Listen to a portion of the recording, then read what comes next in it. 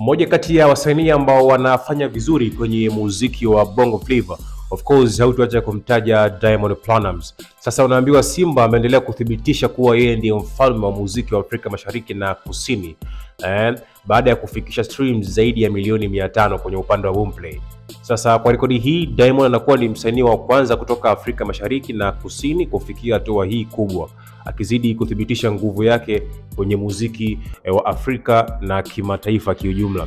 Safari yake ya muziki imekuwa na mafanikio makubwa, na idadi hii ya streams ni ishara ya jinsi gani mashabiki wake wanavyounga mkono kazi zake. Kwa kila wimbo anaotoa, Diamond unaendelea kuweka historia mpya kwa kupata wasikilizaji wengi zaidi ndani ya muda mfupi.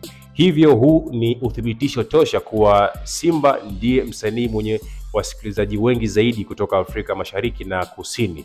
Hiki ni kitu kizuri kuona msanii ambaye, of course unaweza kusema kwamba Diamond ni msanii ambaye anaibeba Bongo Flava kibongo bongo kuipeleka international. Hata ukiniambia kwamba kroni ya msanii ambaye anajaribu kustruggle sana tumpe king of music Bongo Flava kibongo bongo, actually tukisema tumpe Diamond, mimi nitasema ni sawa, kwa sababu tunajaribu kuona hustling ambazo anazifanya. So ni kitu kizuri kufikisha streams milioni 500 kule upande wa Boomplay, ni kitu kizuri.